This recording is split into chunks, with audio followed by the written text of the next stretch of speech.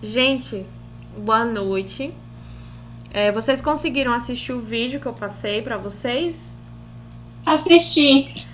Pronto. Nossa aula de hoje ela é totalmente ligada a essa questão da visita domiciliar, principalmente com relação às famílias em maior vulnerabilidade. Às vezes a gente ouve falar na visita domiciliar, mas a gente não pensa, né, que é assim uma coisa tão complexa e tão difícil, que tem tantas diretrizes, que tem todo um processo e um protocolo para se fazer uma visita domiciliar. E que quando a gente vai fazer uma visita, a gente começa a enxergar de outra forma aquela família. E não mais com o olhar que você enxerga dentro de um consultório, né? Dentro de quatro paredes. No momento em que uma pessoa ela vai atrás do serviço de saúde, ela vai até o seu encontro na unidade, né, em que você trabalha. A partir do momento que ela sai da casa dela, da residência dela e vai lá, é uma realidade totalmente diferente que ela pode contar para você de uma maneira distorcida, ou você não possa ser que você não consiga enxergar da forma como ela está tentando passar. Mas a partir do momento que você vai à casa de uma pessoa em que você é a pessoa que cuida da saúde de alguém, você consegue visualizar de outras formas e você consegue ver em todas as maneiras, né, que a gente tem necessidade realmente de enxergar. O profissional, ele precisa ter um olhar diferente, diferenciado, independente das situações, né? Então, Interrompendo aqui um minuto. Tá oi, gravando a aula? tô gravando, mas pode falar. Não, não, é só pra perguntar se tava gravando mesmo. Não, assim, eu tô tentando gravar todas as aulas pra vocês. Eu tive que baixar novamente hoje o OBS, porque eu tive um probleminha com ele, porque ele tava. Às vezes não tava passando slide, ou às vezes vocês me viam lá, ou então não via. E aí eu fui e tornei baixar.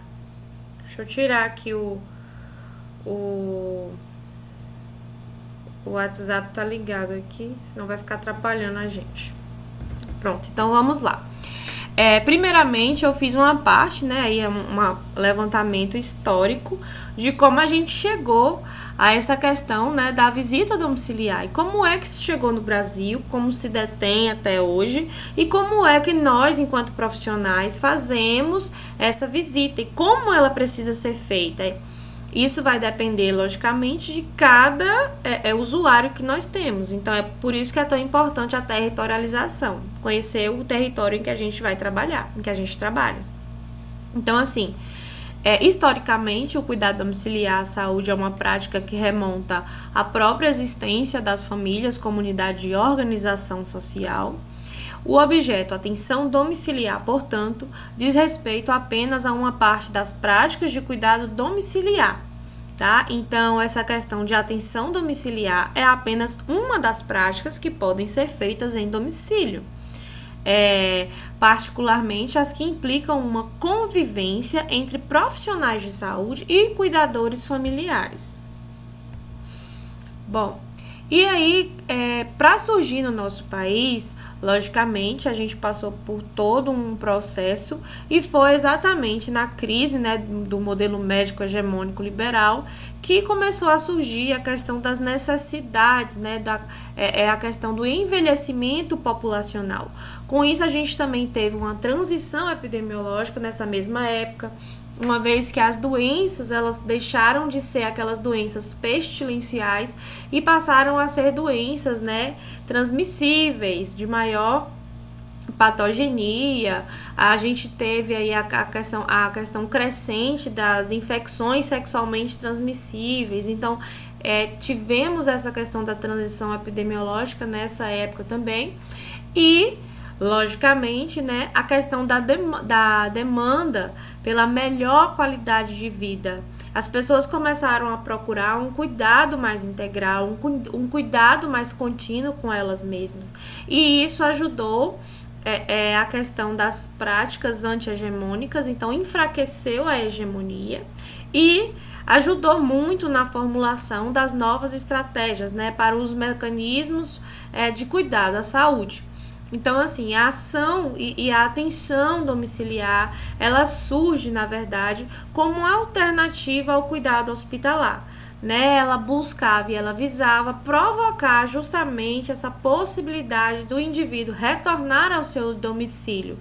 E aquilo ali viu-se que era sim um espaço de produção de cuidado, principalmente aqueles indivíduos que já estavam numa situação de vulnerabilidade muito alta. Então, assim, idosos com mais de 80 anos em hospitais, o risco de se pegar uma infecção hospitalar, o cuidado dentro de casa é totalmente diferente. Então, tendo uma equipe para cuidar desse idoso e tendo uma família que entenda da necessidade de deixar, de colocar esse idoso em casa, desde que esse paciente, a gente consiga fazer um trabalho com ele, um trabalho desde que seja aquele hipertenso, teimoso, que não quer tomar o remédio, ou mesmo em situações de pacientes que realmente estão acamados. Então, isso vai depender muito da situação, tá bom?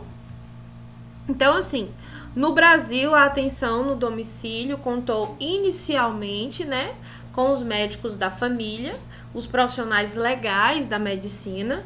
Esses profissionais, eles atendiam as pessoas com um nível financeiro melhor, né, aquelas pessoas mais abastadas, de condição financeira e social bem melhor, e aquelas famílias que ficavam ali à mercê da sociedade, né, os menos favorecidos, e eles ficavam por parte da filantropia, ou aquela questão da medicina caseira, ou mesmo as pessoas que se utilizavam dos curandeiros, que naquela época ainda era muito forte.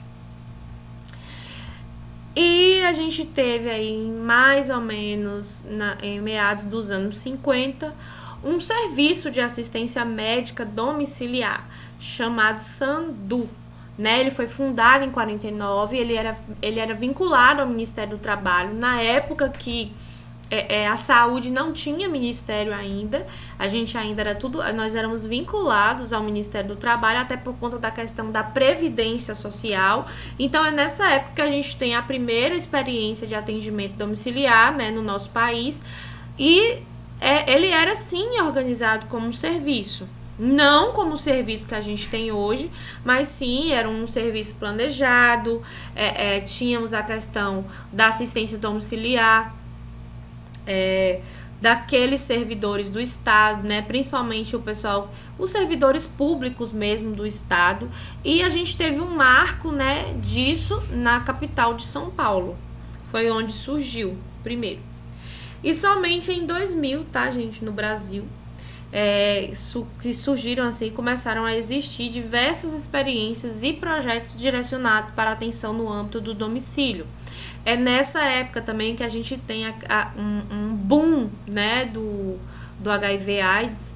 Então, assim, de 1980 a gente começa, né, com essa questão das doenças, das infecções sexualmente transmissíveis. Só que em 2000 haviam pessoas realmente morrendo de doenças oportunistas em decorrência do HIV.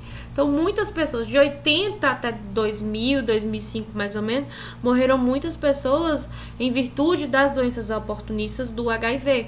Então, assim, foi-se criado, né, programas direcionados principalmente a essas questões, né, e assim, tinha sim portarias específicas.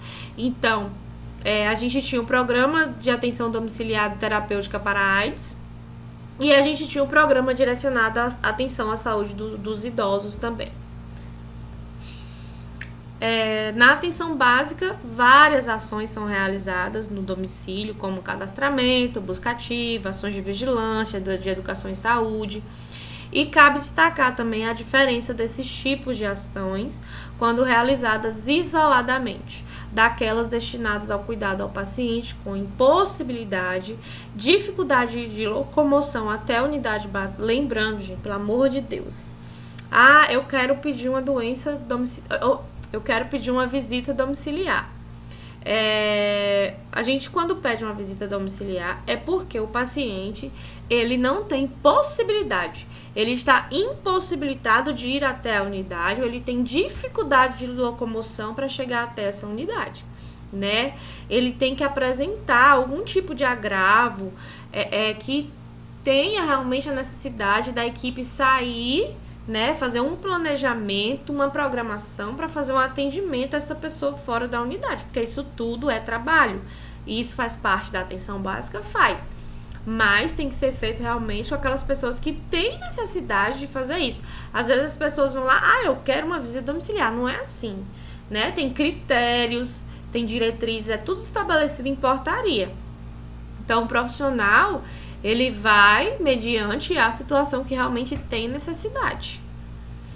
E aí a gente tem as classificações, né? A gente tem a portaria de 2011, que é a portaria 2527, que ela classifica justamente essas modalidades. Eu vou falar cada uma delas aqui para vocês, tá? Mas a gente tem a modalidade AD1, tá? De atenção domiciliar. Normalmente as características do paciente não são tão graves, tá bom? Esse tipo de modalidade, ele pode ser muito bem acompanhado pela equipe de atenção básica e na época também acompanhados pelos núcleos de apoio à saúde da família, os antigos NASF, tá bom? E com o apoio eventual dos demais pontos de atenção, e inclusive os serviços de atenção domiciliar. E nisso a gente tem algumas características, né, que contemplam cada uma dessas situações. Então, assim, as ações, elas são sempre sistematizadas, articuladas e regulares. Então, elas precisam ter uma sistematização, elas precisam ser articuladas, então tem um planejamento atrás disso, não é assim, eu quero uma visita domiciliar, vou lá, o enfermeiro vai estar pronto para me atender, o médico vai estar pronto, logicamente que a gente vai ter a questão da demanda espontânea, que às vezes vai necessitar assim de uma urgência, mas isso tudo também tem que estar pautado, né? Além disso, nós temos aí a questão das ações de promoção, recuperação, reabilitação na saúde, sempre pautado na integralidade da assistência. Então, independente de ser dentro ou extramuro, vai ser pautado sim na integralidade das ações aí, dos princípios, né, do SUS. Eles destinam-se a responder às necessidades de saúde de determinado segmento da população com perdas funcionais e dependência para a realização das atividades da vida diária. Então, não é qualquer pessoa que vai necessitar de uma visita domiciliar. Essa pessoa tem que se encaixar nos parâmetros, né? E desenvolve-se por meio do trabalho em equipe, ou seja, a equipe inteira participa desse processo, principalmente dos projetos, né, terapêuticos de cada indivíduo, de cada usuário, mediante o saber de cada profissional. Eles utilizam de tecnologia de alta complexidade, desde o seu conhecimento até de baixa densidade, que são os equipamentos utilizados. E nós temos alguns princípios na atenção domiciliar, né? A atenção domiciliar, ela potencializa o resgate dos princípios doutrinários do SUS, ou seja, integralidade, universalidade, equidade, se assumida como prática centrada na pessoa enquanto sujeito do seu processo de saúde-doença. Então, a questão de dar um norte, né, na realidade, a atenção domiciliar. Essa atenção domiciliar, ela é realizada sim na atenção básica e ela propõe vários fundamentos. E esses fundamentos, eles estão descritos em modalidades. Então, a gente tem a AD1, AD2 e AD3. Bom, e como é feita essa abordagem integral à família? Então, assim, assistência no domicílio, né, ela deve conceber a família e seu espaço social, privado e doméstico, respeitando o movimento e a complexidade das relações familiares. Então, gente, a abordagem, ela é muito importante. Então, assim, faz parte da assistência domiciliar, a gente saber como abordar a pessoa que está naquela casa. Você está entrando em um ambiente que não é seu. é um ambiente de outra pessoa. Você está invadindo a privacidade, né? Não é aquela visita que você vai fazer para sua amiga. É uma visita diferente, é uma abordagem diferente, é uma abordagem profissional.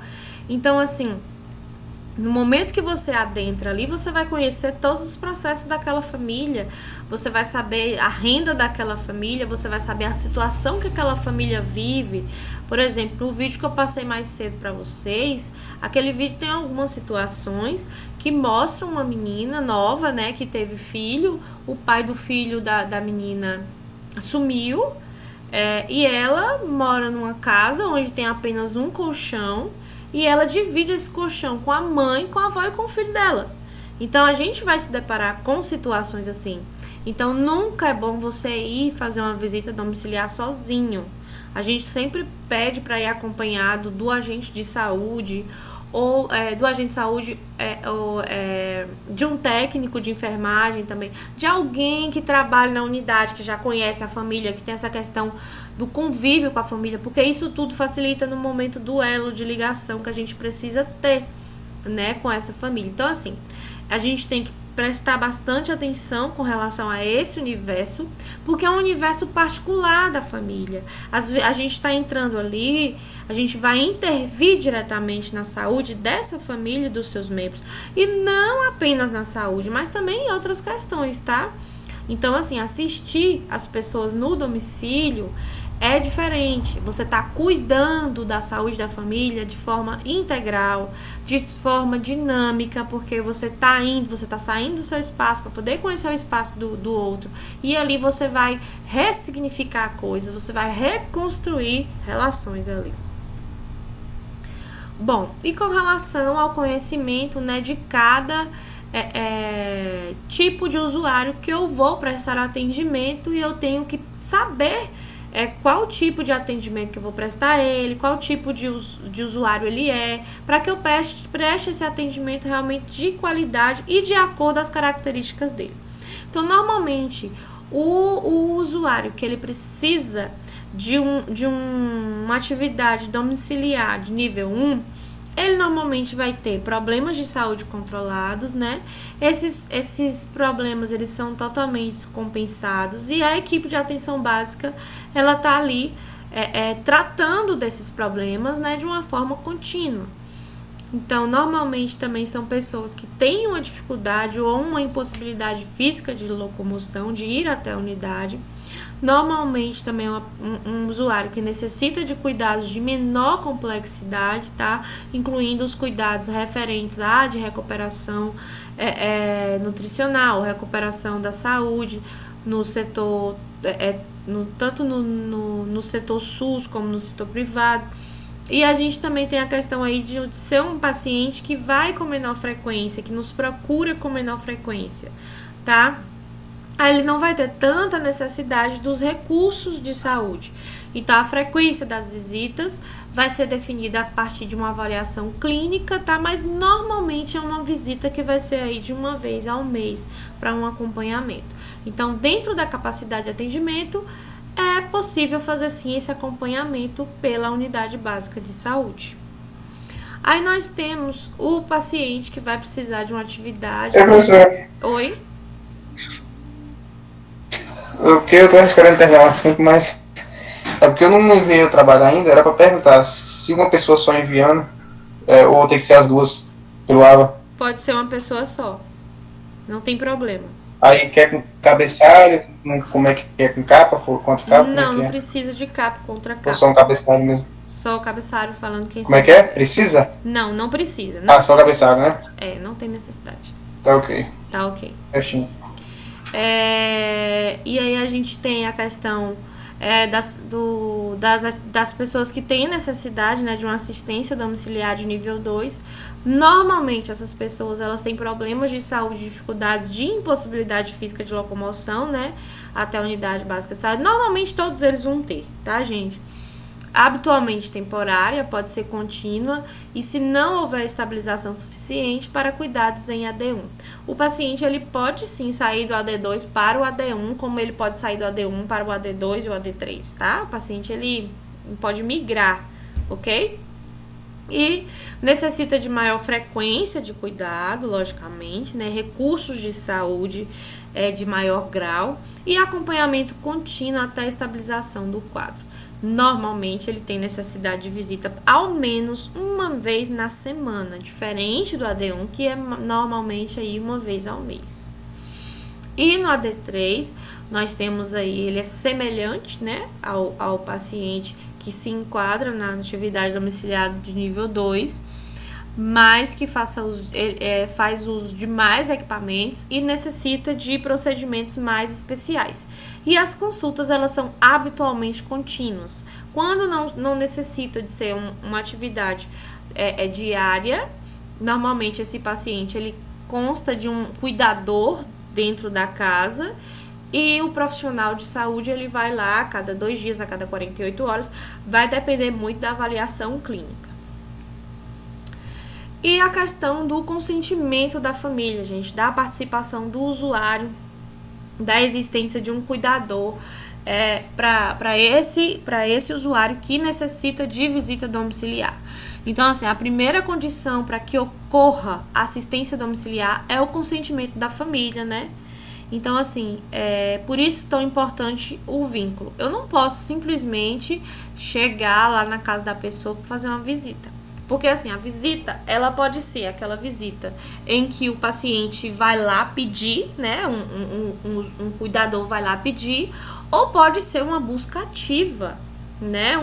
Por exemplo, naquele caso que a gente assistiu no vídeo.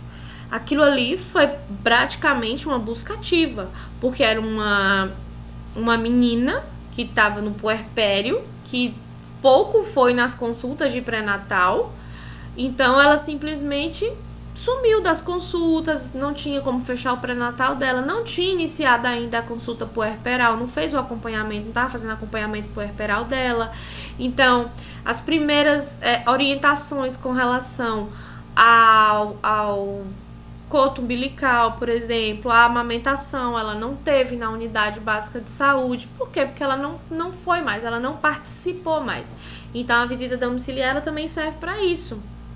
Esse tipo de assistência, de trazer novamente esse usuário para nós, né? Fazer uma busca ativa. Mas como a gente vai fazer isso, a gente precisa sim ter um agente ali do nosso lado, tá?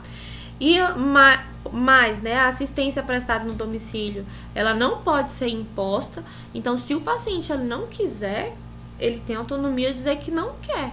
Eu não posso impor a minha entrada ali. Eu posso orientar e dizer para aquela pessoa quais vão ser os malefícios de não aceitar a visita ou de não aceitar o acompanhamento. Mas eu jamais posso impor a minha entrada e a minha assistência ali, naquele momento.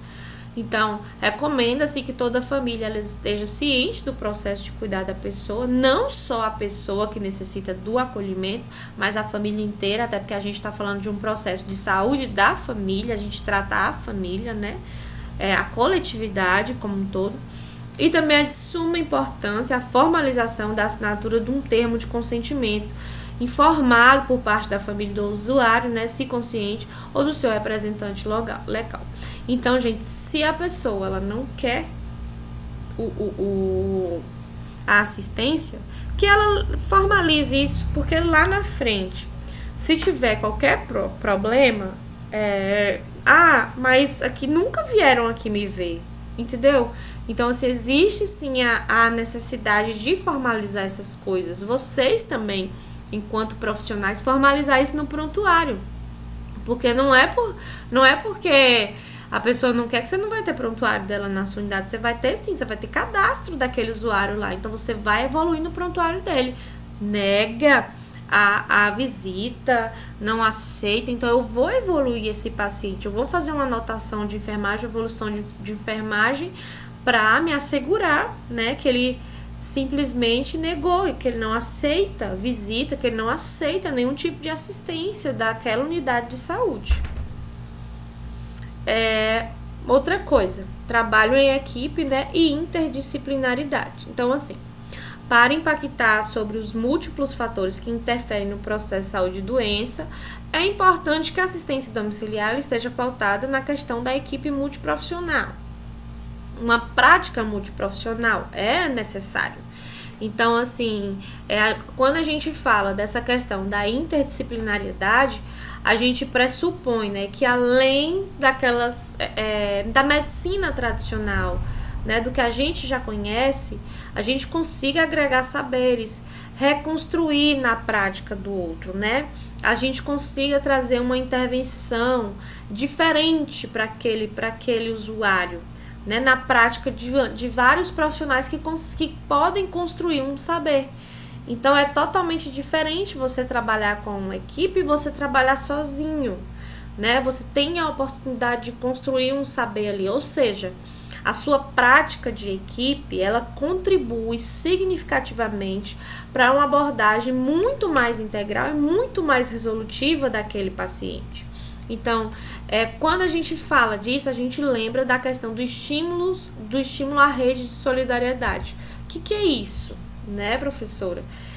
Do mesmo jeito que eu com a minha equipe, eu tenho que ter um entrosamento com aquela família ou com aquela comunidade, como é que eu preciso trabalhar de todas as formas naquela comunidade para que a gente consiga se inserir no contexto saúde mesmo naquela comunidade. Então, assim, quando a gente fala da participação do usuário no processo de saúde e doença, e que esse processo faz parte de uma conquista de direito, de cidadania, que saúde é direito de todos, dever do Estado. Então, assim, a gente trata disso, porém a gente também tem que lembrar da questão do empoderamento dos sujeitos sociais, que potencializa, que reordena, né, que inclusive torna toda essa questão muito mais democrática, muito mais inclusiva. Então, a assistência domiciliar, gente, ela é uma modalidade de atenção integrada, né, com projetos sociais. Então, se eu tenho uma ONG ali na minha comunidade, por que não fazer uma parceria com essa ONG? Ir lá e trazer essa ONG também para perto. Levar a saúde para lá, fazer um momento lá, 2 vezes no mês eu vou fazer o meu grupo de idosos lá. O pessoal da igreja, o pessoal da igreja gosta muito de fazer isso. As ONGs gostam muito. Aquele pessoal da melhor idade, aqueles movimentos da melhor idade. Então, tudo isso pode sim ser vinculado, isso tudo está conectado. Tudo é movimento, tudo é questão de luta, de melhoria, de uma melhor saúde, de uma melhor qualidade. Então, aí nós temos aí também a questão do cuidador, né? Normalmente o cuidador, tá? Em tese aí, e bem grosseiro mesmo, tá? É a pessoa que presta os cuidados diretamente, de maneira contínua ou regular, podendo ou não ser alguém da família. Tá? Então, é importante que a equipe de atenção básica, ao detectar que o usuário reside só, né, tem muitos usuários que residem sozinhos, principalmente idosos, tá? Ou então para pessoas com problemas, com algum tipo de transtorno mental, a gente tem muito também.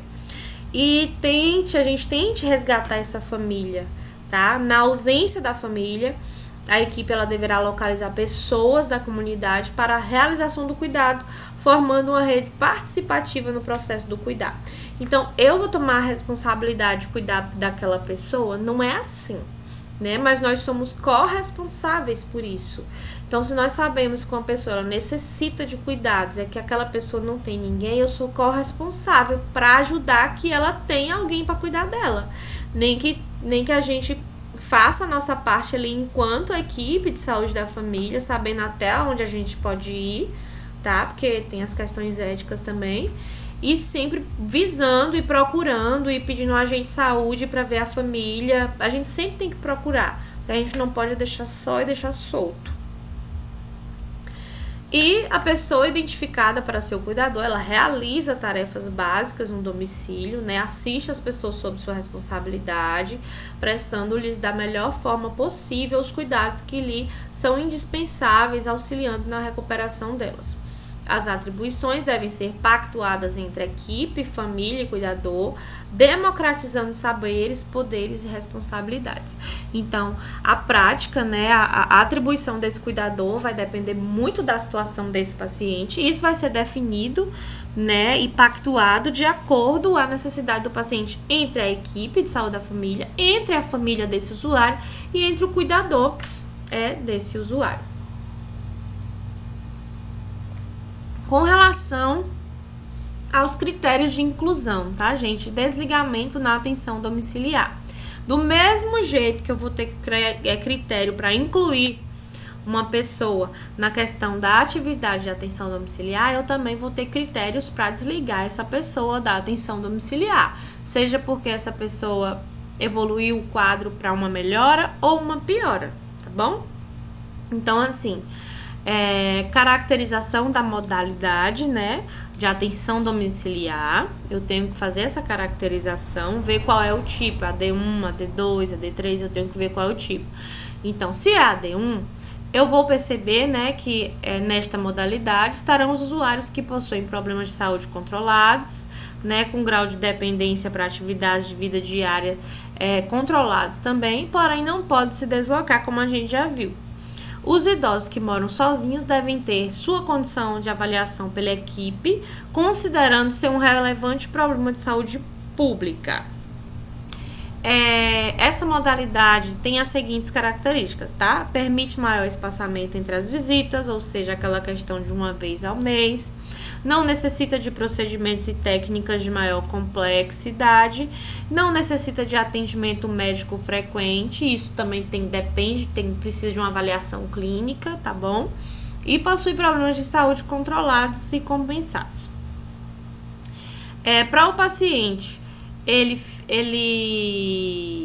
sair do AD1 ou voltar para o AD1 e ir para o AD1, né, ele tem que ter tido alta do AD2 ou AD3 para ele ir para o AD1, mantendo interface entre as equipes de atenção domiciliar e as de atenção básica.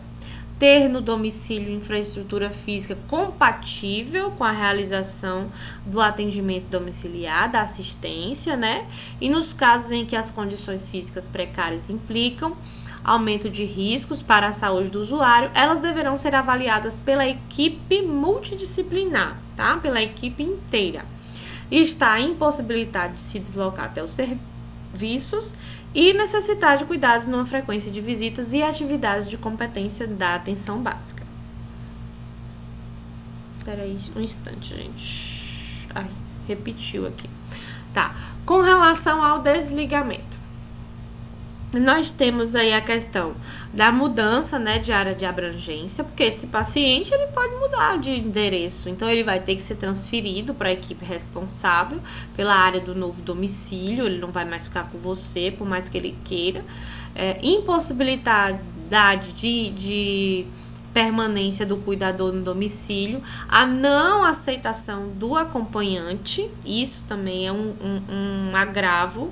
Recuperação das condições de deslocamento até a unidade de saúde. Então, ele é um paciente que ele se recuperou, então ele já tem condição de ir até a unidade, não tem mais por que a gente estar se deslocando para ver ele. Outro paciente pode entrar no lugar dele, tá? Piora clínica que justifique ele passar para a AD2 ou AD3, tá? Ou até mesmo a internação hospitalar, cura ou óbito. Tá bom? Isso tudo, gente, vai depender, lógico, e vai ter a questão do processo de trabalho em equipe, tá bom? Cada caso, ele vai ser discutido, vai ser planejado pela equipe, considerando as especificidades de cada um, a questão sociocultural, as ações entre equipe, família e comunidade. Mas o primeiro passo é a identificação desses pacientes elegíveis para atividade domiciliar na territorialização, tá bom? E esse processo, né, de conhecimento do território, ele pode ser construído com base nos eixos temáticos. Então, nós vamos ter 3 eixos, que é a questão da informação em saúde, a questão da produção do cuidado e a questão da constituição das redes de cuidado. Então, quando eu falo da informação da saúde, eu falo da questão de conhecer o meu território, de caracterizar, de eu fazer uma análise, de eu fazer coleta de dados, de eu produzir informações daquele território em que eu estou inserida, tá? Isso vai facilitar o meu processo de trabalho, isso vai me possibilitar um processo de apropriação daquela área em que eu trabalho. Eu vou conhecer, sim, minha área territorial, tanto a parte geográfica como epidemiológica, sabe? E, logicamente, envolver todo mundo nisso, né? Todos os autores e atores que necessitam participar. Então, trabalhadores de saúde, da ponta, usuários e até a gestão mesmo, tá? Com relação à produção do cuidado, à saúde, eu preciso, né, e entender qual é o objetivo de eu fazer essa questão de produção do cuidado, porque um puxa o outro. Tá bom? Então, assim, o objetivo é de utilizar a elaboração coletiva do conhecimento sobre o território. Eu fiz a minha avaliação do meu território, porém, eu vou fazer uma avaliação mais profunda. E essa avaliação, ela vai servir para o processo de trabalho, tá bom? E ela vai servir porque ela vai fazer com que a gente pense de uma forma, que a gente reflita, né? Um modo de reflexão, mas que a gente tenha outra visão e tenha outra dimensão do que é a produção do cuidado naquela pessoa ou naquele indivíduo, tá? E a constituição das redes de cuidado, tá bom? Elas têm finalidade, não há, ela surgiu do nada, não. Tem uma finalidade, tá bom? De compartilhar, de construir redes de cuidado da saúde nos territórios, vão construir como conjunto de ações que possibilitem os múltiplos entendimentos solidários para o estabelecimento de pactuações e de distintos fluxos e permitir o caminhar do usuário sobre os pontos de atenção, tá? Trabalhar em rede, importante. E, logicamente, nós vamos ter aí, nós já vimos essa palavrinha, tá?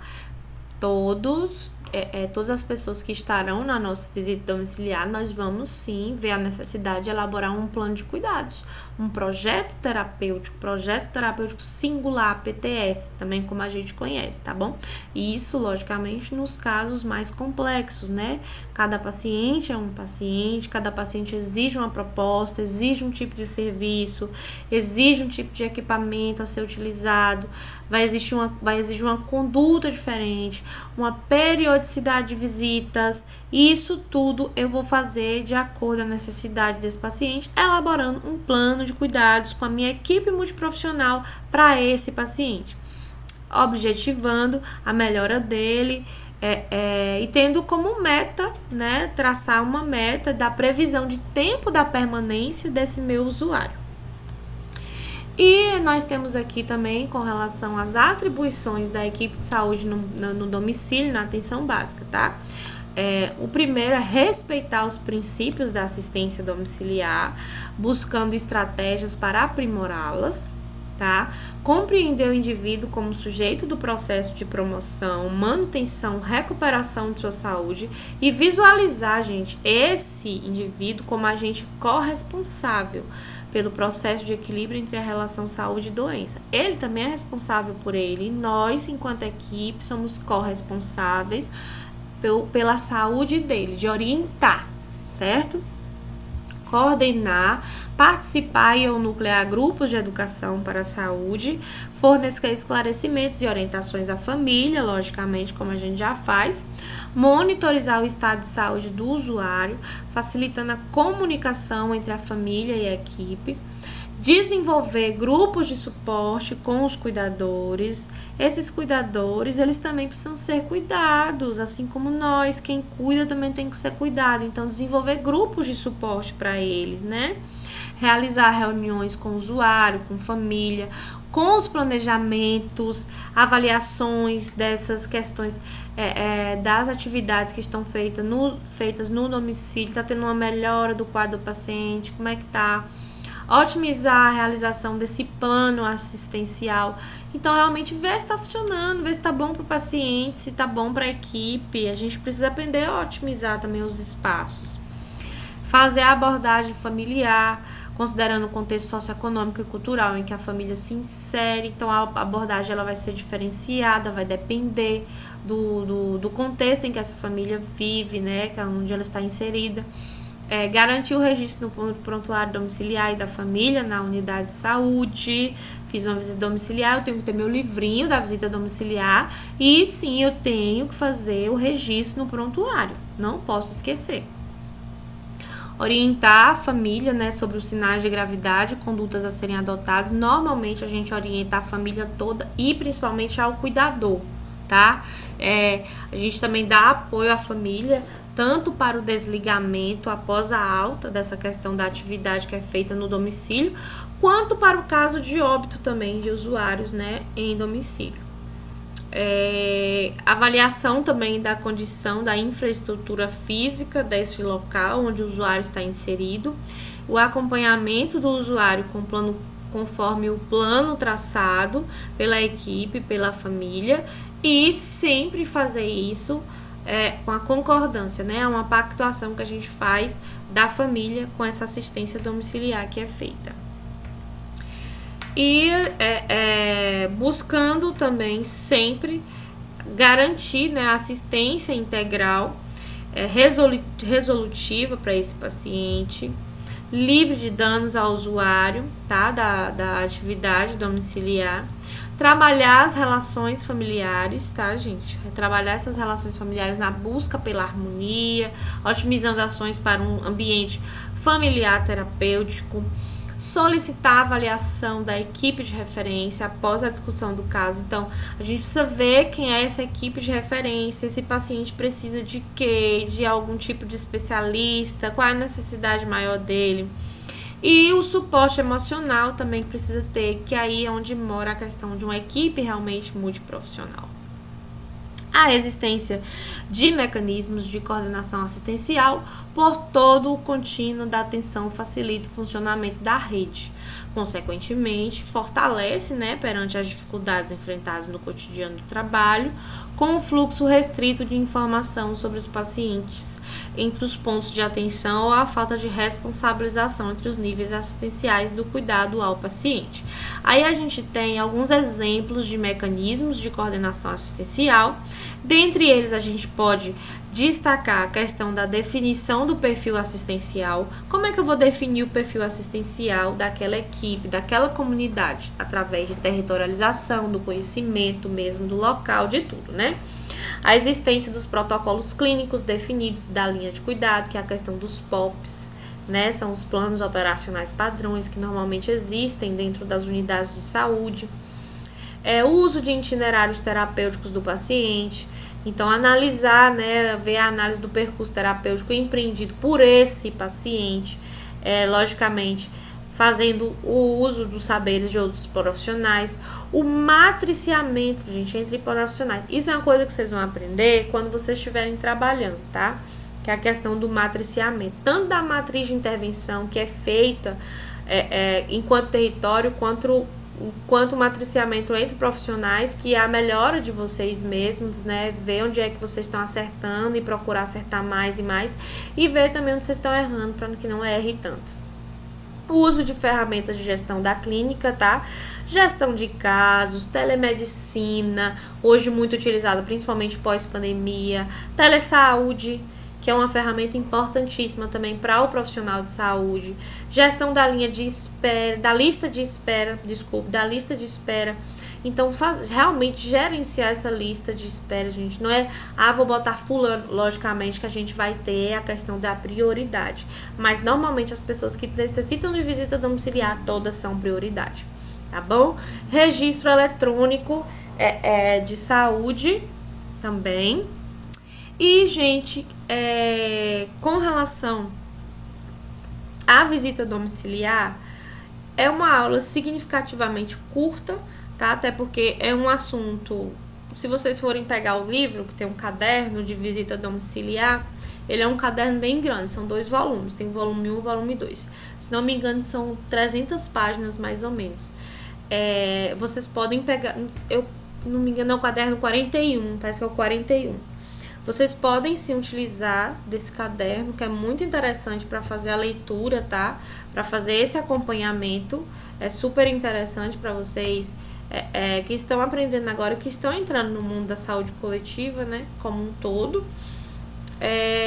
Se vocês tiverem alguma dúvida com relação ao vídeo que foi passado mais cedo, ou com relação aos slides que eu acabei de passar, eu estarei à disposição, tanto aqui, se vocês quiserem tirar aqui, ou no AVA, né, no chat também, tá? Deixa eu só abrir aqui. Ei, professora. Oi. Deixa eu te perguntar uma coisa. No caso, se a gente, enviando para o seu caso clínico, se tiver alguma coisa que for necessário, mudança e tal, você envia de novo para a gente poder consertar? Não.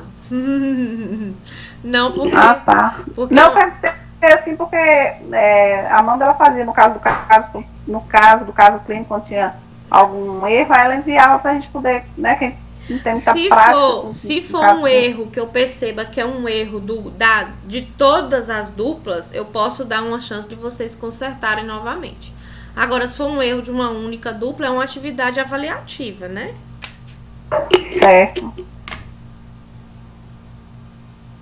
Vocês conseguiram fazer, gente, a atividade?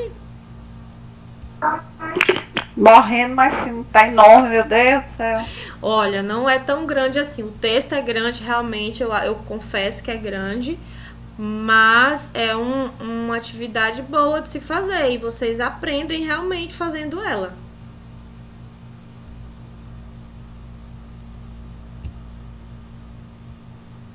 E é diferente de prova, né?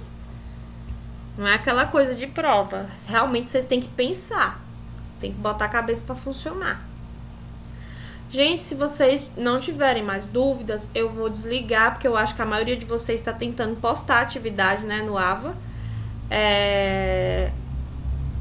Ainda teve essa questão da internet, que estava muito ruim. Eu nem sei se eu até parar de gravar aqui, que aí eu vou postar a aula para vocês, tá?